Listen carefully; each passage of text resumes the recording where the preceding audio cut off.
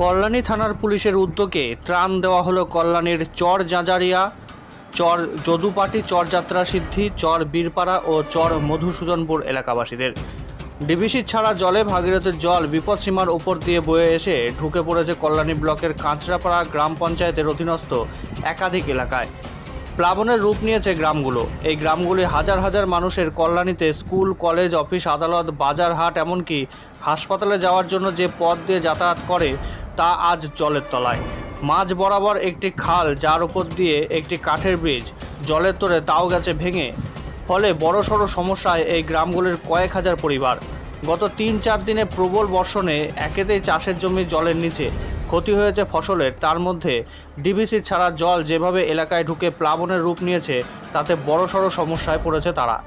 তবে এলাকার মানুষ ব্রিজ ভাঙার পরে একদিকে যেমন গৃহবন্দী, সেই রকম জলের তোরে কোথায় গিয়ে আশ্রয় নেবে তারও দুশ্চিন্তা তাদের। এখন যাতায়াতের একমাত্র পথ নৌকা।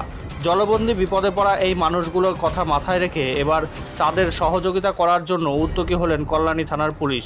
কল্যাণী থানার উদ্যোগে ওই অঞ্চলের বাঞ্ছারামের নামে বিদ্যালয়ের সামনে বিপদে পড়া ওই মানুষদের ডেকে একত্রিত করে তাদের হাতে তুলে দেওয়া হলো চাল, ডাল, ডিম, ছাতু, মুড়ি, বিস্কুট সহ বিভিন্ন শুকনো খাওয়ার সঙ্গে পানীয় জল।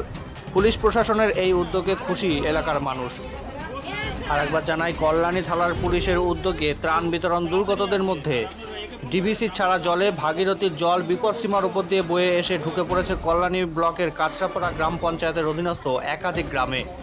প্লাবনের রূপ নিয়েছে গ্রামগুলো। এই গ্রামগুলোর হাজার হাজার মানুষের কল্যাণীতে স্কুল, কলেজ, অফিস, আদালত, বাজার, হাট, এমনকি হাসপাতালে যাওয়ার জন্য যে পথ দিয়ে যাতায়াত করে তা আজ জলের তলায়।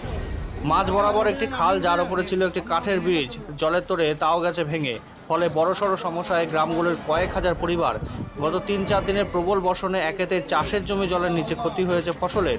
তার মধ্যে ডিবিসি ছাড়া জলে যেভাবে এলাকায় ঢুকে প্লাবনের রূপ নিয়েছে, তাতে বড়সড় সমস্যায় পড়েছেন তারা। আর তাদের পাশে এসে দাঁড়ালো কল্যাণী থানার পুলিশ প্রশাসন।